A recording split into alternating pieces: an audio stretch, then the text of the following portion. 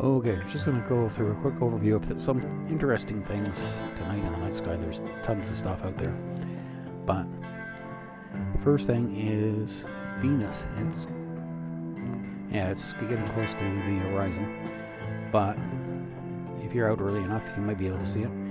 Venus is a planet. Some people refer to it as Earth's twin because the mass and stuff is so close. But the atmosphere is mostly sulfuric acid, and it's fairly cloudy, so it's fairly brightish, and it probably helps reflect the light so you can see it.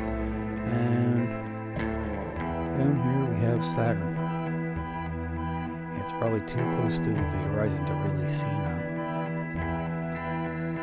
We'll take a closer look.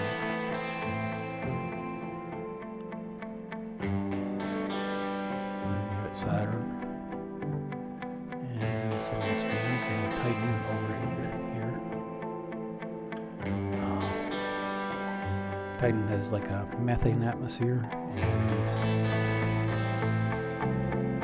and liquids, and the surface is covered with not covered, but there are several large lakes of liquid methane, and it has like an icy shell, and underneath has water and a rocky surface. That's the current guess what's going on there. Okay, so we'll swing out. And I said last night I saw Jupiter. I was right, it was in Taurus, the bull. Let's swing in and take a look. And that's the configuration of the moons. You have Io, which is the closest moon. It's a volcanic moon. It's fairly volcanic. What drives it is Jupiter's gravity and the gravity of the moon's tugging at it, so it warms up the core, and it causes volcanoes of sulfur and other compounds. This is the first object outside of Earth that we found volcanoes on. That was during the Voyager probes. And then you have Europa, which has an icy shell, and they figure there's water underneath and maybe organic life, or at least organic compounds. There's signs of organic compounds on the surface.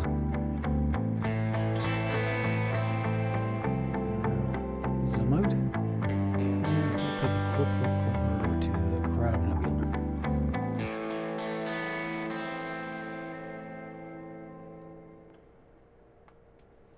Sorry if I'm not kind of going blind here. That was in the recording area. Now, and this is a star that blew up in 1056. And if you have a good enough radio receiver, you can actually hear the pulsar inside, which is a fast-moving neutron star, giving off a click sound. And last night I was wrong. It wasn't in Monos Harris that Mars was in. It was actually in Gemini.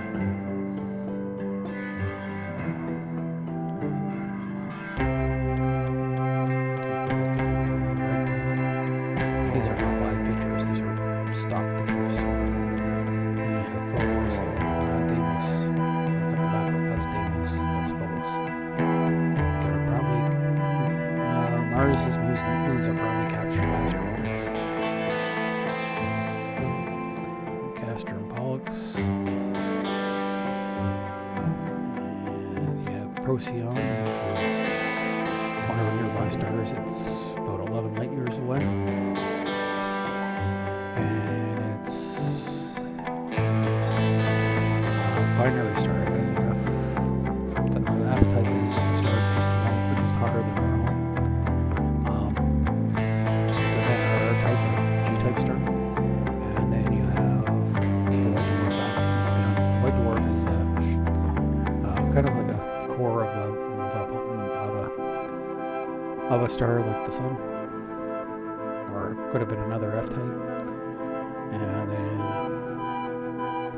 we have Sirius, which is one of our closest stars. I don't think there's any closer ones in the northern hemisphere.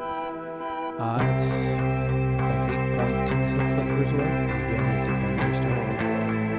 Most stars are binary stars.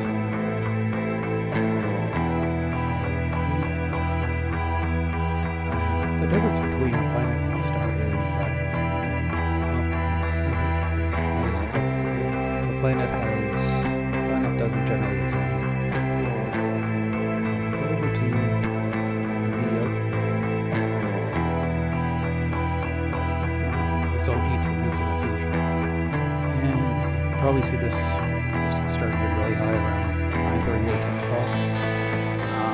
Brings a question mark to me in the line, but I guess we didn't have Doctor Who in the past, in the Greek times. Okay.